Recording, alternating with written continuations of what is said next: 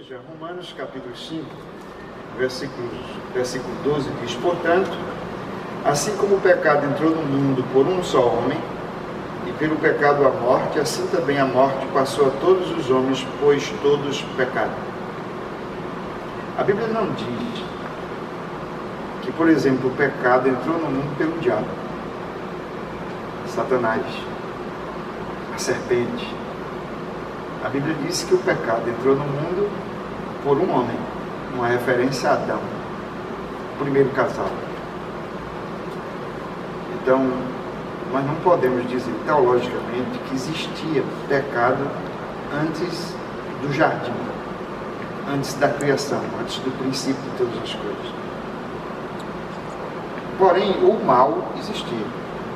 Se levarmos em conta que Deus havia criado os anjos bons e que um deles se rebelou lá no céu, Lúcifer, e trouxe consigo um terço desses anjos.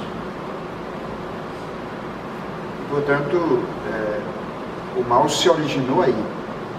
Mas eu preciso fazer uma diferença aí entre mal e pecado. O pecado é uma questão puramente moral que representa a desobediência de uma lei. Paulo disse que onde não há lei, não há pecado. Então, Lúcifer não é um pecador. Satanás, ele é a personificação do mal. Mal em pessoa. Já Adão não. Ele quebrou um mandamento, o único mandamento que existia. E ele se tornou um transgressor, um pecador. O pecador é alguém que viola uma lei, transgride uma lei. E, consequentemente, nós não podemos dizer que havia pecado antes de Adão. Havia o mal. E é exatamente esse mal que vai se utilizar da serpente para tentar o homem e a mulher na prática da desobediência, do pecado. Então o pecado começa assim, com Adão. É muito claro esse texto que o pecado entrou no mundo, por um mundo. A Bíblia diz que o pecado entrou pela serpente. E agora, a grande questão aí é sobre a origem do mal, já que o mal se originou sim, antes da fundação do mundo. E a grande discussão é: Deus seria o autor do mal? Claro que não. No entanto, em seus decretos, Deus permitiu a entrada do mal e a própria entrada do pecado. Isso é um grande mistério, repousa debaixo da soberania de Deus, e qualquer tentativa de explicar não vai satisfazer as inquirições da mente humana. O que nós podemos entender é que Deus permitiu a entrada do mal, decretou e permitiu a entrada do mal, sem que ele fosse responsável pela prática do mal ou do pecado.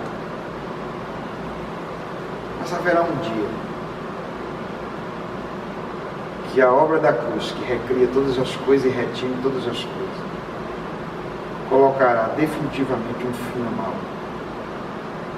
Apocalipse 21 diz: e então não haverá mais lágrimas, sofrimento, dor, porque as primeiras coisas deram passado, e lá não vai entrar mentira, não vai entrar feitiçaria, não vai entrar nenhum outro mal, nada.